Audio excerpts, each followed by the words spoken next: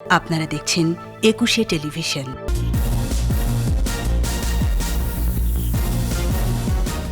অনন্তলোকে ফুটবলের ঈশ্বর ম্যারাডোনা, কোটি ভক্তের মণিকোঠায় ড্রিবলিংয়ের রাজা, বিশ্বজুড়ে শোক। মুখ দেখে নয়, অপরাধ বিবেচনায় বিচার, বললেন প্রধানমন্ত্রী। সম্মানের সাথে সেবা দেওয়ার নির্দেশ। সিঙ্গাপুরের ব্যাংকে সাকা চৌধুরীর $100 কোটি, শিগগিরই ফিরিয়ে আনার উদ্যোগ। করোনায় মৃত্যু 6,500 ছাড়ালো, বাড়ছে শনাক্তের হার। মাস্ক ব্যবহারে ভ্রাম্যমাণ আদালতের অভিযান। মানসিক চাপ বেড়েছে 5 গুণ। আচরণ অস্বাভাবিক হলে চিকিৎসকের শরণাপন্ন হওয়ার পরামর্শ।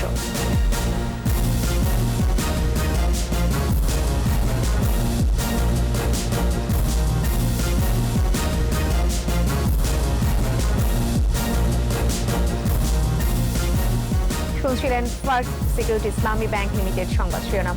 প্রত্যেকে আমন্ত্রণ জানাচ্ছি সন্ধ্যা 7টার 21 সংবাদে। সাথে থাকছেন ফেরদৌসী আহমেদ। দর্শক, একুশে টেলিভিশনের সংবাদ একই সাথে সরাসরি দেখতে পাবেন আমাদের ফেসবুক পেজ www.facebook.com/2124 অনলাইনে। সংবাদে এছাড়াও থাকছে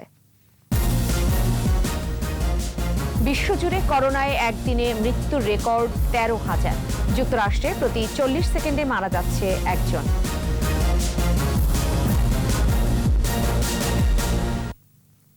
ফুটবলের রাজপুত্র, বর্ণময় জীবন।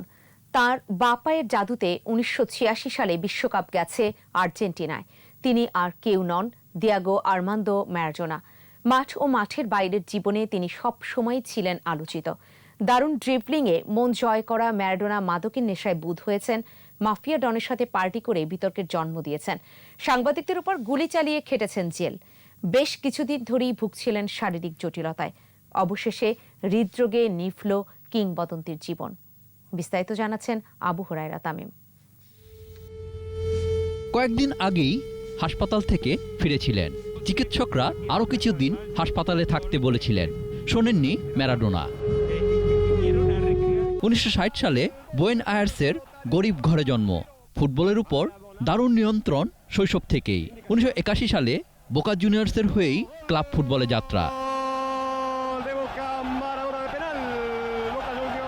1986 বিশ্বকাপে ফুটবল দুনিয়া দেখল ম্যারাডোনাকে। তার বাপায়ের জাদু, দারুণ ড্রিবলিংয়ে অপ্রতিরোধ্য আর্জেন্টিনা।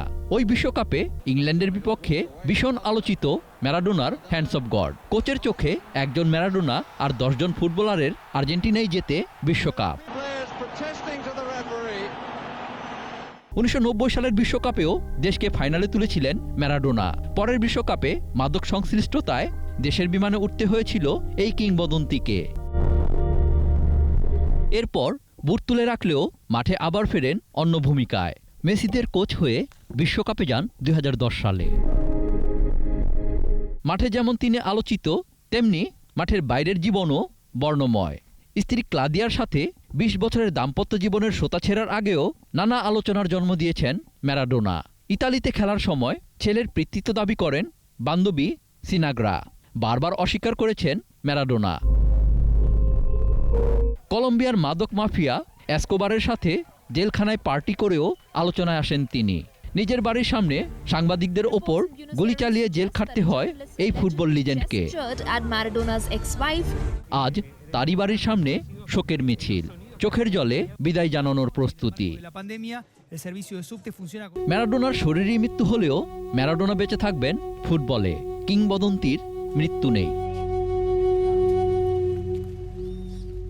আবু হুরায়রা তামিম, একুশে টেলিভিশন। ম্যারাডোনার মহাপ্রয়াণে কাঁদছে বিশ্ব। বুয়েন্স আয়ার্সে শোকাতুর ভক্তদের ঢল নেমেছে। শোক আর শ্রদ্ধায় ফুটবলের মহাতারকার বিদায় যাত্রায় সঙ্গী হয়েছেন তারা। আর্জেন্টিনায় চলছে 3 দিনের রাষ্ট্রীয় শোক। বিশ্বের অন্যান্য দেশেও শোকে স্তব্ধ ম্যারাডোনার ভক্তরা।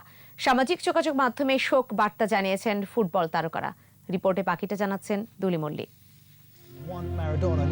কিংবদন্তির মৃত্যু। কারো কাছে ফুটবলের রাজপুত্র, কেউ বলেন ফুটবলের ঈশ্বর। তিনি দিয়েগো আর্মান্দো ম্যারাডোনা। বিশ্বসেরা এ ফুটবলের চিরবিদায় বড় ধাক্কা দিয়েছে ভক্তদের হৃদয়ে। বুয়েন্স আয়ার্সের রাস্তায় হাজার হাজার শোকাতুর ভক্তের ঢল। কেউ কাঁদছেন, কেউ বা প্রিয় তারকার গ্রাফিতির সামনে স্তব্ধ হয়ে দেখছেন। এটি এখন আর্জেন্টিনার দৃশ্য। এরই মধ্যে 3 দিনের রাষ্ট্রীয় শোক ঘোষণা করেছে আর্জেন্টিনা সরকার। প্রেসিডেন্ট আলবার্তো ফার্নান্দেজ বলেন, বিশ্বের মধ্যে আর্জেন্টিনাকে অনন্য উচ্চতায় নিয়ে গিয়েছিলেন ম্যারাডোনা। শোক সাগরে ভাসছে ফুটবল বিশ্ব। ইতালিয়ান ক্লাব নাপোলিতে 1984 সাল থেকে 1991 সাল পর্যন্ত প্রায় 7 বছর খেলেছেন ম্যারাডোনা। তার বিদায়ে শোকাহত ক্লাব। আর চিরপ্রতিদ্বন্দ্বী ব্রাজিলের আরেক কিংবদন্তি পেলেও বন্ধুকে হারিয়ে শোকাহত। 1986 বিশ্বকাপে ম্যারাডোনার প্রতিপক্ষ ইংল্যান্ডের সাবেক স্ট্রাইকার গ্যারি লিনেকারও আর্জেন্টিনার জাদুকরকে সর্বকালের সেরা উল্লেখ করে শোক জানান। প্রিয় শিষ্য মেসি শোকবার্তায় বলেন, শান্তিতে থাকুন ম্যারাডোনা। আর পর্তুগালের ফুটবল সুপারস্টার ক্রিস্টিয়ানো রোনাল্ডো বিদায় জানান ড্রিবলিং মাস্টারকে। 1986 সালে একক চেষ্টায় আর্জেন্টিনাকে বিশ্বকাপ শিরোপা এনে দেন ম্যারাডোনা। তার বাঁ পায়ের জাদু কখনো ভুলবে না বিশ্ব। দুলি মল্লিক, একুশে টেলিভিশন। এবার ভিন্ন প্রসঙ্গ। মুখ দেখে নয়, অপরাধ বিবেচনা করে অপরাধীর বিচার নিশ্চিত করার নির্দেশ দিয়েছেন প্রধানমন্ত্রী শেখ হাসিনা। বিসিএস আইন ও প্রশাসন প্রশিক্ষণ কোর্সের সমাপনী অনুষ্ঠানে নবীন কর্মকর্তাদের উদ্দেশ্যে তিনি বলেন, কর্মক্ষেত্রে কাউকে অবহেলা না করে সম্মানের সাথে সেবা দিতে হবে। বিস্তারিত জানাচ্ছেন আকবর হোসেন সুমন। বিসিএস প্রশাসন একাডেমিতে আইন ও প্রশাসন বিভাগের 116, 117 ও 118তম কোর্সের সমাপনী অনুষ্ঠান। এক ঝাঁক নবীন কর্মকর্তার স্বীকৃতির সনদ প্রাপ্তির দিন। এ আয়োজনে গণভবন থেকে ভার্চুয়ালি যুক্ত হন প্রধানমন্ত্রী শেখ হাসিনা। 5 মাস প্রশিক্ষণ নেওয়া 116 জন নবীন ক্যাডারদের মধ্যে শীর্ষ 3 জনকে প্রধানমন্ত্রীর পক্ষে জনপ্রশাসন মন্ত্রণালয়ের প্রতিমন্ত্রী তুলে দেন রেক্টরস অ্যাওয়ার্ড। দিক নির্দেশনামূলক বক্তব্যে প্রশিক্ষণে অর্জিত জ্ঞান দেশ ও জাতির কল্যাণে কাজে লাগানোর আহ্বান জানান প্রধানমন্ত্রী। আপনাদের এই অর্জিত জ্ঞান আপনার দেশের কাজে অবশ্যই লাগাবেন। বাংলাদেশটাকে আমরা গড়ে তুলতে চাই উন্নত সমৃদ্ধ দেশ হিসেবে, সেটা মনে রাখতে হবে এবং আমরা তা পারি, সেটা আমরা প্রমাণ করেছি। অপরাধী যে দলেরই হোক, মুখ দেখে নয় বরং অপরাধ বিবেচনায় নিয়ে বিচার নিশ্চিত করার নির্দেশ দেন সরকার প্রধান। হঠাৎ যে ধর্ষণ, তারপরে নারী নির্যাতন, কিশোর গ্যাং সৃষ্টি হলো, মাদক, সন্ত্রাস, জঙ্গিবাদ, দুর্নীতি, এর বিরুদ্ধে আপনাদের যথাযথ ব্যবস্থা নিতে হবে। সেখানে কারো মুখ চেয়ে না, যারাই অপরাধীকে অপরাধী হিসেবেই দেখবেন, এটাই আমার কথা। সে যে দলের হোক, যে কেউ হোক, অপরাধী। প্রজাতন্ত্রের কর্মচারীদের উদ্দেশ্যে বঙ্গবন্ধুর একটি উদ্ধৃতি তুলে ধরে প্রধানমন্ত্রী বলেন, সমাজ ও দেশের প্রতি যাদের অবদান তাদের প্রত্যেকেরই সম্মান প্রাপ্য। কোনো মানুষকে অবহেলার চোখে দেখবেন না বা তাদেরকে তুচ্ছ-তাচ্ছিল্য করবেন না। মানুষকে মানুষ হিসেবে সম্মান দিতে হবে, কারণ প্রত্যেকেরই অবদান রয়েছে এই সমাজের প্রতি, প্রত্যেকেরই অবদান রয়েছে দেশের প্রতি, সে কথাটা মনে রাখতে হবে। আরেকটি বিষয় হচ্ছে, কর্মক্ষেত্রে সবাই যেন ন্যায় বিচার পায়, সেদিকে বিশেষভাবে দৃষ্টি দিতে হবে। করোনা সংক্রমণ রোধে কঠোরভাবে স্বাস্থ্যবিধি মেনে চলার তাগিদ দেন প্রধানমন্ত্রী। এটা যেন বিস্তার না লাভ করতে পারে, তার জন্য যথাযথভাবে স্বাস্থ্যবিধি মেনে আপনারা চলবেন। আকবর হোসেন সুমন, একুশে টেলিভিশন, ঢাকা। মানবতা বিরোধী অপরাধে ফাঁসি কার্যকর হওয়া সালাউদ্দিন কাদের চৌধুরীর নামে সিঙ্গাপুরে $100 কোটি বেশি অর্থের সন্ধান পাওয়া গেছে। এই অর্থ সিঙ্গাপুরের বিভিন্ন ব্যাংকে রয়েছে। পাচার হওয়া এই অর্থ ফিরিয়ে আনার উদ্যোগ নিয়েছে সরকার। যদিও এই আইনি প্রক্রিয়াটি দীর্ঘ বলে জানান দুদক আইনজীবী খুরশিদ আলম খান। গেল বেশ কয়েকদিন ধরেই দেশে আলোচনার শীর্ষে বিদেশে অর্থ পাচার। মালয়েশিয়া কিংবা সিঙ্গাপুরে পাচারকারীদের নাম ও পরিচয় জানতে চেয়েছে হাইকোর্টও। মুদ্রা পাচারের পরিসংখ্যান বলছে, আন্তর্জাতিক বাণিজ্যের নামে বাংলাদেশ থেকে প্রতি বছর গড়ে $753 কোটি 27 লাখ পাচার হয়। বর্তমান বাজার দরে যা 64,000 কোটি টাকা। এসব অর্থ ফিরিয়ে আনতে কাজ করছে বাংলাদেশ ব্যাংক, দুদক ও অ্যাটর্নি জেনারেল কার্যালয়। 24 ঘন্টায় করোনায় আক্রান্ত হয়ে মৃত্যু হয়েছে আরও 37 জনের। এ নিয়ে মোট মৃত্যু 6,524। নতুন শনাক্ত 2,292। শনাক্ত বিবেচনায় প্রতি 100 নমুনায় 13.44%। এ পর্যন্ত শনাক্তের হার 16.82 শতাংশ। আকবর হোসেন সুমনের আরেকটি রিপোর্ট। স্বাস্থ্য অধিদপ্তরের তথ্য অনুযায়ী 264তম দিনে দেশে 118টি ল্যাবে একদিনে নমুনা পরীক্ষা হয়েছে 16,494 জনের। এতে নতুন শনাক্ত হয়েছেন 2,292 জন। এ নিয়ে মোট শনাক্ত 4,56,438। একদিনে মৃত্যু হয়েছে আরও 37 জনের। বিভাগ অনুযায়ী ঢাকায় মৃত্যুর হার সবচেয়ে বেশি 53.30%। সবচেয়ে কম ময়মনসিংহে 2.02%। নতুন 2,274 জন সহ এ পর্যন্ত সুস্থ হয়েছে 3,71,453 জন। মোট মৃত্যুর হার 1.43 এবং সুস্থতার হার 81.38%। আকবর হোসেন সুমন, 21 টেলিভিশন, ঢাকা। শীতে করোনা সংক্রমণ যাতে না বাড়ে সেজন্য চলছে সচেতনতা কার্যক্রম। সাধারণ মানুষ যাতে মাস্ক ব্যবহার করে সেজন্য যৌথভাবে ভ্রাম্যমাণ আদালত পরিচালনা করেছে ঢাকা জেলা প্রশাসন ও র্যাব। বিস্তারিত জানাচ্ছেন সাইদুল ইসলাম। করোনায় সংক্রমণ ও মৃত্যু দুটোই বাড়ছে। সংক্রমণ রোধ ও সচেতনতা বৃদ্ধির জন্য কয়েকদিন ধরেই চলছে বিভিন্ন কার্যক্রম। সাধারণ মানুষকে অনুরোধ জানানো হচ্ছে মাস্ক ব্যবহারে। রাজধানীর শাহবাগে ঢাকা জেলা প্রশাসন ও র্যাবের উদ্যোগে মাঠে নামে ভ্রাম্যমাণ আদালত। এ সময় সচেতনতার পাশাপাশি বিনামূল্যে মাস্ক বিতরণ করা হয়। ভ্যাকসিন আসার আগ পর্যন্ত কিন্তু এই যে মাস্ক এবং সচেতনতা এই দুটাই কিন্তু ভ্যাকসিন। অর্থাৎ আপনি যদি মাস্কটা ব্যবহার করেন it will work as vaccine. আমাদের অভিযানের কারণে অনেকে এখন মাস্ক নাক পর্যন্ত দিয়ে ঘুরছে এবং তারা এটা অ্যাপ্রিসিয়েট করছে। আমাদের অভিযানের কারণে আমি মনে করি তাদের এই সচেতনতা অনেকাংশে বৃদ্ধি পেয়েছে। এদিকে ধানমন্ডিতে করোনা মোকাবেলায় বঙ্গবন্ধু গবেষণা পরিষদের উদ্যোগে নো মাস্ক নো সার্ভিস বিষয়ে জনসচেতনতামূলক কার্যক্রম চালানো হয়। এ সময় তথ্য প্রতিমন্ত্রী মুরাদ হাসান বলেন, করোনার দ্বিতীয় ঢেউ মোকাবেলায় মাস্ক ব্যবহার ও কঠোরভাবে স্বাস্থ্যবিধি মেনে চলার কোনো বিকল্প নেই। প্রত্যেককে স্বাস্থ্যবিধি মেনে আমাদেরকে মাস্ক ব্যবহার করতে হবে। আমাদেরকে ঘন ঘন সাবান দিয়ে হাত পরিষ্কার করতে হবে। আমাদেরকে সামাজিক দূরত্ব রক্ষা করে চলতে হবে। প্রধানমন্ত্রীর নির্দেশনা অনুযায়ী মাস্ক ব্যবহার নিশ্চিত করার তাগিদ দেন তিনি। নো মাস্ক নো সার্ভিস এই কার্যক্রমটি তারা পরিচালিত করবে, এটা অব্যাহত থাকবে। সাইদুল ইসলাম, 21 টেলিভিশন, ঢাকা। করোনা মহামারীতে বাড়ছে মানসিক চাপ। একটি গবেষণার ফলাফল বলছে অন্য সময়ের তুলনায় করোনাকালে তরুণদের মধ্যে মানসিক চাপ, উদ্বেগ ও বিষণ্ণতা বেড়েছে 5 থেকে 6 গুণ। বিশেষজ্ঞরা বলছেন কঠিন এই সময় মানসিক স্বাস্থ্যেরও মহামারী আসছে। আচরণে অস্বাভাবিকতা আসলে চিকিৎসকের শরণাপন্ন হওয়ার পরামর্শ তাদের। স্মৃতিমণ্ডলের 5 পর্বের ধারাবাহিকের শেষ পর্ব আজ। ক্যামেরায় ছিলেন ইয়াকুব লিটন। মহামারীর কঠিন সময়ে ঘরবন্দি জীবনে নানা চিন্তা ঘিরে ধরেছে মানুষকে। চাপ বাড়ছে মনের ওপর। আন্তর্জাতিক একটি গবেষণার ফলাফল অনুযায়ী 100 জন করোনা সংক্রমিত ব্যক্তির মধ্যে 20 জন কোনো না কোনো মানসিক রোগে আক্রান্ত। মহামারীর বিষণ্ণ সময়ে তরুণদের নিয়ে জাহাঙ্গীরনগর বিশ্ববিদ্যালয়ের গবেষণার ফলাফল বলছে প্রায় 28% মানুষ মানসিক চাপ, 33% উদ্বিগ্নতা ও 42% বিষণ্ণতায় ভুগছে।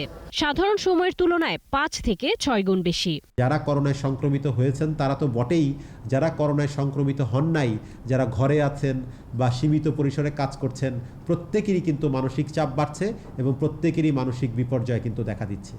সবার মাঝেই মানসিক চাপ বাড়ছে। তাই স্বাস্থ্য নিয়ম মেনে গুণগত সময় কাটানোর পাশাপাশি সামাজিক সম্পৃক্ততা বাড়ানোর পরামর্শ বিশেষজ্ঞদের। কারো ভেতরে যদি কোনো মানসিক স্বাস্থ্য সমস্যার লক্ষণ দেখা দেয়, অর্থাৎ তার চিন্তা, তার আচরণ এবং তার আবেগের মধ্যে যদি কোনো অস্বাভাবিকতা দেখা দেয়, তবে তিনি যেন সেটাকে অবহেলা না করে দ্রুত মানসিক রোগ বিশেষজ্ঞের পরামর্শটি গ্রহণ করেন।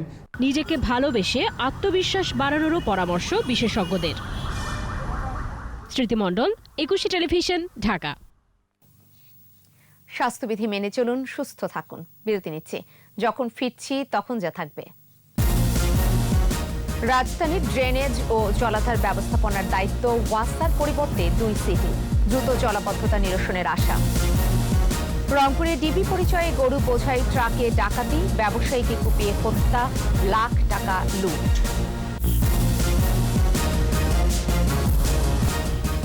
দেখছেন সন্ধ্যা 7টার 21 সংবাদ।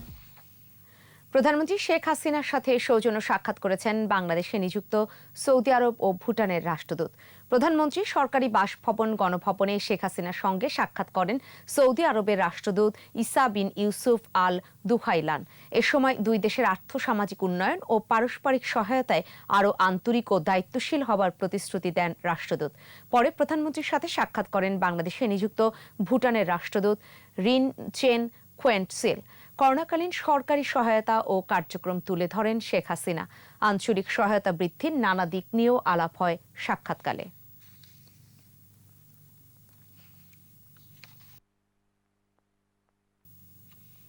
আওয়ামী লীগে গণতন্ত্র চর্চার পাশাপাশি দলীয় প্রধান শেখ হাসিনার নেতৃত্বে দুষ্টের দমন ও শিষ্টের পালননীতি অনুসরণ করা হয়। সরকারি বাসভবন থেকে ব্রিফিংয়ে দলের সাধারণ সম্পাদক ওবায়দুল কাদের বলেন, অনিয়ম দুর্নীতির বিরুদ্ধে হাসিনার সরকার শুদ্ধি অভিযান অব্যাহত রয়েছে। দল কখনো কোনো অপরাধীকে রক্ষা করার ঢাল হবে না। শেখ হাসিনার কাছে অপরাধীর পরিচয় অপরাধী। ইতিমধ্যে বিভিন্ন ঘটনা আপনারা তার প্রমাণ পেয়েছেন। গুটি কয় মানুষের অপরাধের জন্য সরকারের অনন্য অর্জনগুলো ম্লান হতে দেয়া যায় না। অপরাধের দায় ব্যক্তির, দলের নয়। এবছরের মধ্যে অনলাইন পোর্টালের নিবন্ধন কার্যক্রম শেষ করা হবে, জানিয়েছেন তথ্যমন্ত্রী ডক্টর হাসান মাহমুদ। ঢাকা রিপোর্টার্স ইউনিটিতে লেখক সম্মাননা ও রিপোর্টার্স জার্নালের উদ্বোধন করে মন্ত্রী বলেন, যেসব অনলাইনে মিথ্যা ও বিভ্রান্তিকর তথ্য প্রচার করা হবে সেগুলোর বিরুদ্ধে আগামী বছর থেকে ব্যবস্থা নেওয়া শুরু হবে। ভুয়া সাংবাদিকদের ধরিয়ে দিতে ঢাকা রিপোর্টার্স ইউনিটি সহ সাংবাদিক সংগঠনগুলোকে এগিয়ে আসারও আহ্বান জানান তথ্যমন্ত্রী। প্রকৃতপক্ষে এগুলো আমার মনে হয় এইগুলোকে বন্ধ করার জন্য আমার মনে হয় রিপোর্টার্স ইউনিটি সহ বিভিন্ন সাংবাদিকদের যে ফোরামগুলো আছে তারা গুরুত্বপূর্ণ ভূমিকা পালন করতে পারে। কারণ কিছু কিছু সাংবাদিক নামধারীর জন্য পুরো সাংবাদিক সমাজের বদনাম হতে পারে না। গোপালগঞ্জের টুঙ্গিপাড়ায় জাতির পিতা বঙ্গবন্ধু শেখ মুজিবুর রহমানের প্রতি শ্রদ্ধা জানিয়েছেন নতুন ধর্ম প্রতিমন্ত্রী ফরিদুল হক খান ও ঢাকা 18 আসনের নবনির্বাচিত সংসদ সদস্য হাবিব হাসান। জাতির পিতার সমাধি সৌধে শ্রদ্ধা জানান ধর্ম প্রতিমন্ত্রী। ফাতেহা পাঠ ও বিশেষ মোনাজাতে অংশ নেন। ঢাকা 18 আসনে নবনির্বাচিত সংসদ সদস্য হাবিব হাসানও জাতির পিতার সমাধিতে শ্রদ্ধা জানান, ফাতেহা পাঠ ও মোনাজাতে অংশ নেন।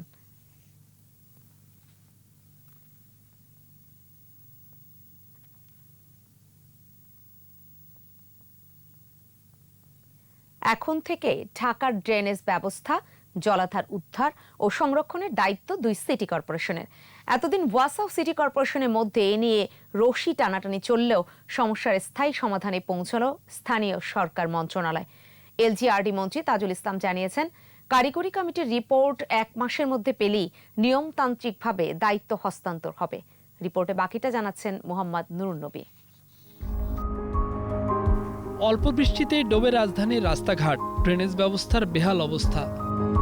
শুধু তাই নয়, শহরের 46টি খালের 20টি দিনে দিনে বিলুপ্ত হয়েছে। যেগুলো আছে সেগুলো থাকা না থাকা সমান, পানি ধারণের সক্ষমতা একেবারে নেই।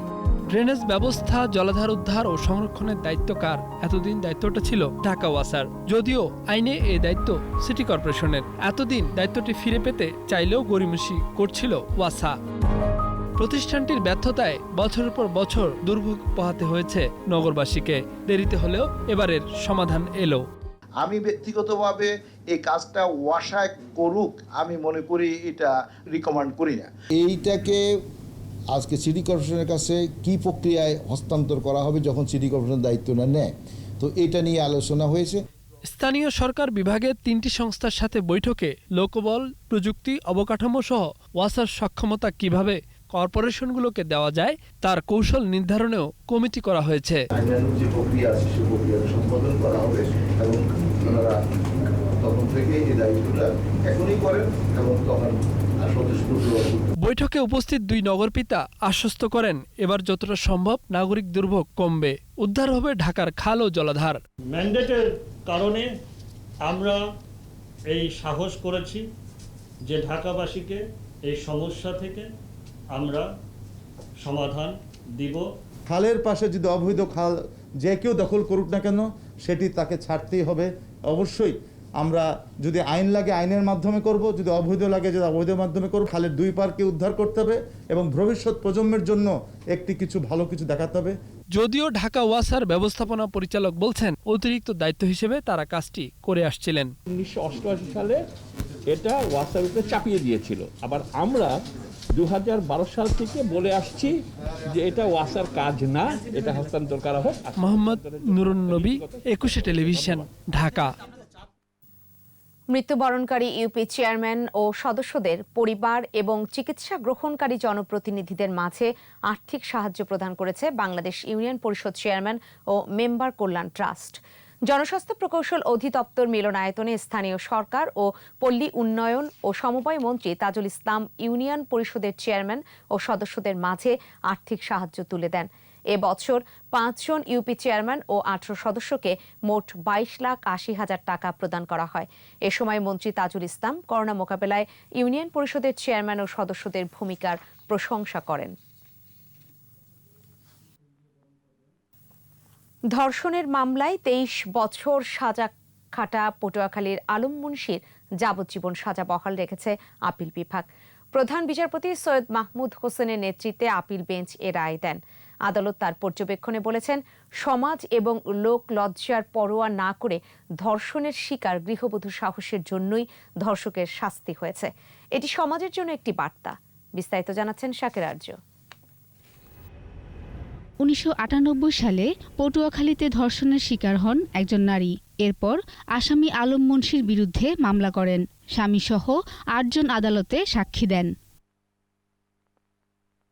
1998 সালেই নিম্ন আদালত আসামিকে যাবজ্জীবন সাজার আদেশ দেন। এরপর আসামি আলম মুন্সি আপিল করলে হাইকোর্টও সাজা বহাল রাখেন। এই ধর্ষিতা, তার পরিবারের সদস্যরা, ইভেন তার স্বামী পর্যন্ত সাক্ষী দেওয়ার ক্ষেত্রে এগিয়ে এসছে এবং হাইকোর্ট ডিভিশনও তার মৃত্যুদণ্ডকে, তার যাবজ্জীবনকে বহাল রেখেছে। সর্বশেষ আপিল বিভাগে আলম মুন্সি জানান, তার যাবজ্জীবন সাজা প্রায় শেষের দিকে। 23 বছর সাজা ভোগ করেছেন তিনি। তবে আপিল বিভাগ যাবজ্জীবন সাজা বহাল রাখেন। যদিও আগামী 1 ডিসেম্বর যাবজ্জীবন মানে আমৃত্যু কারাদণ্ড কিনা রায়ে তা জানা যাবে। আজকের এই যে আসামি, যে যাবজ্জীবন প্রাপ্ত আসামির আইনজীবী আদালতে এসে বলে যে সে তার যাবজ্জীবনের একটা বড় অংশ সে খেটে ফেলেছে, সুতরাং এখন যেন তাকে মুক্তি দেওয়া হয়। আদালত শুনে তার সেই অ্যাপ্লিকেশনটাকে ডিসমিস করেছে, অর্থাৎ এখন পর্যন্ত তার যাবজ্জীবন বহাল আছে। ধর্ষণের শিকার এই নারীর সাহসিকতার কারণেই ধর্ষকের সাজা নিশ্চিত করা গেছে বলেছেন রাষ্ট্রপক্ষের আইনজীবী। শাকেরা আরজু, 21 টেলিভিশন, ঢাকা। কক্সবাজারে ধর্ষণের দায়ে একজনের যাবজ্জীবন কারাদণ্ড দিয়েছেন আদালত। কক্সবাজারে নারী ও শিশু নির্যাতন দমন ট্রাইব্যুনালের বিচারক জেবুন্নেসা আয়েশা এ রায় দেন। বাদীপক্ষের আইনজীবী জানান, শিশু ধর্ষণের দায়ে নাসিরউদ্দিন নামে একজনকে বিচারক এ সাজা দেন। রায়ে সন্তোষ জানিয়েছেন ভুক্তভোগী পরিবারের সদস্যরা। রংপুরের মিঠাপুকুরে ডিবি পুলিশ পরিচয়ে গরু বোঝাই ট্রাকে ডাকাতি হয়েছে। এ সময় কুপিয়ে হত্যা করা হয় ব্যবসায়ীকে। লুট করে নেওয়া হয় 3.5 লাখ টাকা। পুলিশ জানায়, রাতে ট্রাকে গরু নিয়ে ঢাকা যাবার সময় ডিবি পুলিশ পরিচয়ে পথ রোধ করা হয়। অস্ত্রের মুখে তল্লাশির নামে গরু ব্যবসায়ী বাদশা মিয়ার কাছে থাকা 3.5 লাখ টাকা ছিনিয়ে নেয়। বাধা দিলে তাকে ও চালক সাজু মিয়াকে কুপিয়ে আহত করা হয়। স্থানীয়রা তাদের উদ্ধার করে হাসপাতালে নিলে কর্তব্যরত চিকিৎসক বাদশা মিয়াকে মৃত ঘোষণা করে। ড্রাইভার সাজু মিয়ার অবস্থা আশঙ্কাজনক।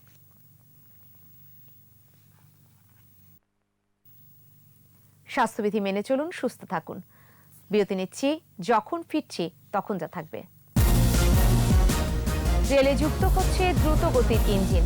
লাইনের আধুনিকায়ন ছাড়া বাড়বে না গতি, বলছেন বিশেষজ্ঞরা। এফবিআইকে মিথ্যা বলার অপরাধে দোষী ফ্লিনকে ক্ষমা করলেন ট্রাম্প।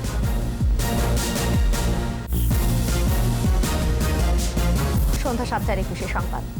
বাংলাদেশ রেলওয়ের বখরে যুক্ত হচ্ছে দ্রুতগতির ইঞ্জিন ও কোচ। তবে রেল লাইনের আধুনিকায়ন ছাড়া ট্রেনের গতি বাড়বে না বলে মনে করছেন প্রকৌশলী সহ সংশ্লিষ্ট সকলে। তারা বলছেন রেলের বরাদ্দ বাড়লেও যথাযথ ট্রাক নির্মাণ করা না হলে ভেস্তে যেতে পারে সকল আয়োজন। চট্টগ্রাম থেকে বিপ্লব মজুমদারের ক্যামেরায় একরামুল হকের 2 পর্বের রিপোর্টের শেষ পর্ব আজ, জানাচ্ছেন সমর ইসলাম। সর্বোচ্চ গতির ট্রেন চলাচল করে ঢাকা চট্টগ্রাম রেলপথে। এই গতি ঘন্টায় সর্বোচ্চ 80 কিলোমিটার, গড় গতি 68 কিলোমিটার। নতুন ইঞ্জিন ও কোচ যুক্ত হওয়ার পরও সেবার পরিধি বাড়ছে না ট্রেনের গতির কারণে। আমার ইঞ্জিন কোচ দুটোই 120 কিলোমিটারে আছে, কিন্তু আমার ট্রাক আছে হলো 80 কিলোমিটার ম্যাক্সিমাম, এবং সেটাও সব জায়গায় নাই। কাজেই আমি যদি বলি গতি বাড়বে, সেটা আমি কোন তথ্যের ভিত্তিতে বলবো? গতি ধীর হওয়ার কারণ পুরাতন রেল লাইন, তাই রেল লাইন আধুনিক করার দাবি শ্রমিক নেতাদের। যেহেতু সরকার বাজেট দিচ্ছেন, তারা সেটা করার মতো তাদের সেই অবস্থায় আছে, এবং তারা যাতে করে আপনার এই গতি বাড়ানোর জন্য রেল লাইনকে আরও তারা আধুনিকরণ সেটা করার প্রয়োজন। ঢাকা চট্টগ্রাম রেলপথে ডবল লাইনের কাজ শেষ হয়েছে, তারপরও নতুন লাইনে ট্রেনের গতি বাড়ানো যায়নি। এখন চলছে ডুয়েল গেজ স্থাপনের কাজ, এতেও ট্রেনের গতি বাড়বে না বলে মনে করেন যাত্রীরা। এখানে কিন্তু গতি কোনোভাবে বাড়ছে না, বরঞ্চ কোনো ক্ষেত্রে কোনো ট্রেনের ক্ষেত্রে গতি আগের চেয়ে কমে আসছে, ফলে যাত্রীদের যে কাঙ্ক্ষিত সেবা সেটা কিন্তু বিঘ্নিত হচ্ছে। আমি মনে করি এই বিষয়টি সরকার গভীরভাবে খতিয়ে দেখা প্রয়োজন। দেশে 120 কিলোমিটার গতির ইঞ্জিন ও কোচ আসছে। প্রচলিত রেল লাইনে গড় গতি 70 কিলোমিটারের নিচে আটকে আছে। এমন পরিস্থিতিতে কাঙ্ক্ষিত সেবা দেয়া সম্ভব হবে না বলে মত সকলের। সমর ইসলাম, 21 টেলিভিশন। কুয়েতে সুয়েক স্ট্রেটের সুক আলমিরা সুপার শপে কর্মরত অবস্থায় অগ্নিকাণ্ডের পর 6 দিনেও সন্ধান পাওয়া যায়নি নোয়াখালীর বেলাল হোসেনের। গত 18 নভেম্বর বুধবার স্থানীয় সময় ভোর 5টায় কুয়েতের আলমিরা সুপার শপে অগ্নিকাণ্ডের ঘটনা ঘটে। এরপর থেকে নিখোঁজ রয়েছেন বেলাল হোসেন। পরিবার বলছে বেলাল হোসেন মারা গেছে বলে স্বীকার করেছে মার্কেটের নিরাপত্তা রক্ষী, তবে মালিকপক্ষ এখনো স্বীকার করেনি। পরিবারের একমাত্র উপার্জনক্ষম ব্যক্তি বেলাল হোসেনের সন্ধান পেতে বাংলাদেশি দূতাবাসের সহযোগিতা চান তার পরিবার। ওরা আমাদেরকে ধারণা দিতেছে, এই ছোট ছোট বাচ্চাদের আজাহারি, আমার মা বোন সবাই কান্নাকাটি করতে করতে অস্থির হয়ে যেতেছে। বাংলাদেশ সরকারের কাছে একটি আবেদন আমার, যে আমার বাবাকে আমি একটু চাই। বাংলাদেশ দূতাবাসের কাছে আমার অনুরোধ রইল, কোম্পানির কাছে, মালিকের কাছে কঠোরভাবে একটা ব্যবস্থা নেবেন, সে যেন দুনিয়া থেকে চলে গেছে তার ক্ষতিপূরণটা তার ফ্যামিলি পায়। সোশ্যাল ইসলামী ব্যাংক লিমিটেড বাণিজ্য সংবাদ।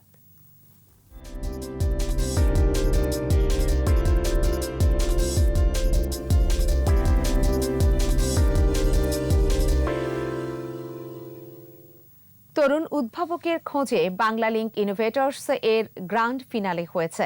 ভার্চুয়াল অনুষ্ঠানের 4র্থ আসরের সমাপনী অনুষ্ঠানে প্রধান অতিথি শিক্ষামন্ত্রী ডাক্তার দীপু মনি সংযুক্ত ছিলেন। এ সময় তিনি বলেন, জাতির পিতা বঙ্গবন্ধু শেখ মুজিবুর রহমানের স্বপ্নের সোনার বাংলাদেশ করতে ও দেশকে ডিজিটাল করতে প্রধানমন্ত্রী শেখ হাসিনা অবিরাম পরিশ্রম করে যাচ্ছেন, যার সুফল দেশবাসী পাচ্ছে। অনুষ্ঠানে তরুণদের উদ্ভাবনী ধারণা নিয়ে বাংলালিংকের পরিকল্পনা তুলে ধরেন প্রতিষ্ঠানের সিইও এরিক অস। বক্তব্য দেন মানব সম্পদ ও প্রশাসন কর্মকর্তা মঞ্জুলা মোর্শেদ সহ অন্যান্যরা। দর্শক, 27 নভেম্বর থেকে 21 টেলিভিশনের সংবাদ সূচিতে কিছুটা পরিবর্তন আসছে। প্রতিদিন আমাদের সংবাদ আয়োজন থাকছে সকাল 9টা, বেলা 12টা, দুপুর 2টা, বিকেল 4টা, সন্ধ্যা 7টা, রাত 9টা, রাত 11টা ও রাত 1টায়। এছাড়া সন্ধ্যা 6টায় প্রচার করা হবে দেশের সংবাদ ও চট্টগ্রাম সংবাদ। আর এই সাথেই শেষ করব সন্ধ্যা 7টার 21 সংবাদ। তবে যাবার আগে ফার্স্ট সিকিউরিটি ইসলামী ব্যাংক লিমিটেড সংবাদ শিরোনামগুলো জানিয়ে দিব আরও একবার। অনন্তলোকে ফুটবলের ঈশ্বর ম্যারাডোনা, কোটি ভক্তের মণিকোঠায় ড্রিবলিংয়ের রাজা, বিশ্বজুড়ে শোক। মুখ দেখে নয়, অপরাধ বিবেচনায় বিচার, বললেন প্রধানমন্ত্রী। সম্মানের সাথে সেবা দেওয়ার নির্দেশ। সিঙ্গাপুরের ব্যাংকে সাকা চৌধুরীর $100 কোটি শিগগিরই ফিরিয়ে আনার উদ্যোগ। করোনায় মৃত্যু 6,500 ছাড়ালো, বাড়ছে শনাক্তের হার। মাস্ক ব্যবহারে ভ্রাম্যমাণ আদালতের অভিযান। মানসিক চাপ বেড়েছে 5 গুণ, আচরণ অস্বাভাবিক হলে চিকিৎসকের শরণাপন্ন হওয়ার পরামর্শ।